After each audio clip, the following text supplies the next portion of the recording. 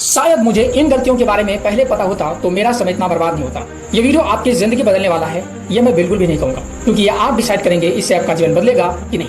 मैं ईश्वर से प्रार्थना करता हूँ कि आप ये वीडियो पूरा देखें। जिस दर्द और पछतावे से मैं गुजर रहा हूँ आप ना गुजरें।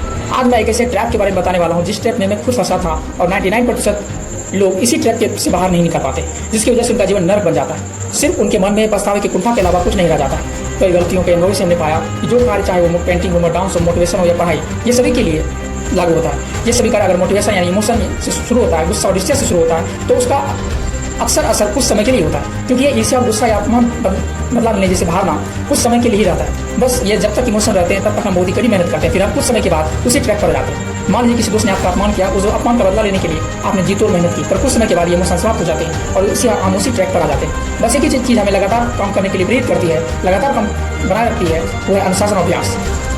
अगर आपके अंदर का अनुशासन होगा तभी आपका इमोशन शांत भी अगर हो जाएगा तो आप उसे जबरदस्ती पैदा करें, क्योंकि ये जो इमोशन है, बदला लेने की भावना है, ये आप अपने अंदर पैदा करते हैं और काम करने के लिए अपने आप को प्रेरित करते हैं। ये इमोशन भी जरूरी है किसी काम को शुरू करने के लिए, लेकिन अंत तक वही पहुंचता है जिसके अंदर डिसिप्लिन होता है।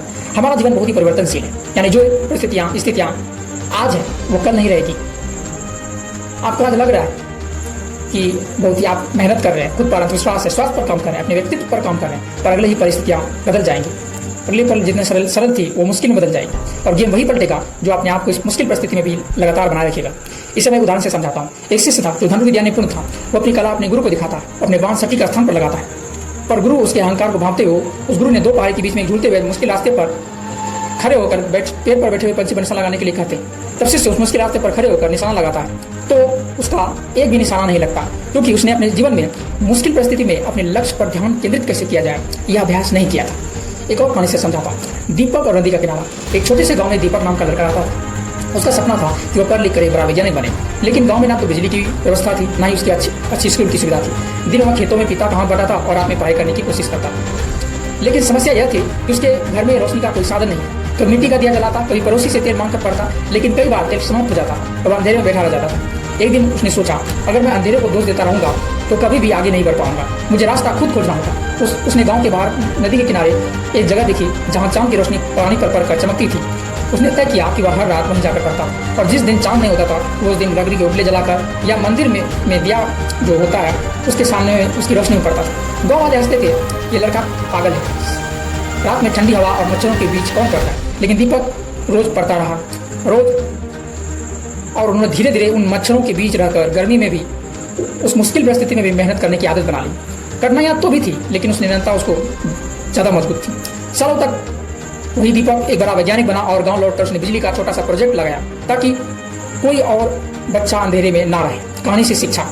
मुश्किल परिस्थितियाँ हमेशा रहेंगी, लेकिन अगर मन में दृढ़ संकल्प हो तो रास्ता जरूर निकलेगा। निरंतरता या कंसिस्टेंसी ही असली ताकत है। धीरे धीरे हम छोटे छोटे कदम हमें अपनी मंजिल तक पहुंचाते हैं।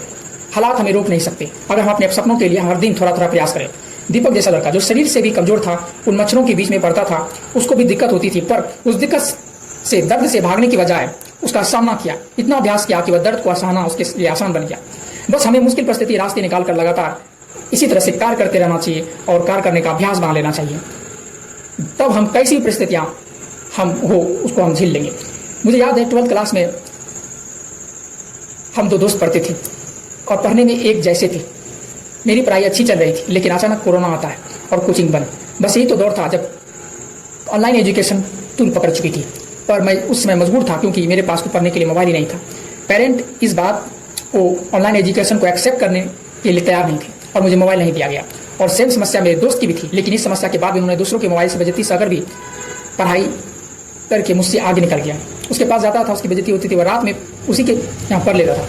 बस मैं समस्या को देखता रह गया और समस्या का समाधान करने की कोशिश नहीं की, हार मान गया। तभी सीख मिली, परिस्थितियाँ कैसी भी हो, अगर मन में दृढ़ विश्वास रखता तो मैं रास्ता उस समय भी निकाल सकता था। तो जब भी लगे कि परिस्थितियाँ हमारे खिलाफ है, याद रखिए, नदी के किनारे पड़ने वाला दीपक अगर हार नहीं मानता, और ना ही माननी चाहिए, 99% लोग यही नहीं कर पाते और सफलता की रेस में पीछे रह जाते हैं। 99% लोग जब मुश्किल परिस्थितियाँ आती है तो हल निकालने के बजाय उससे हार मानकर उस बस समस्या से भागते।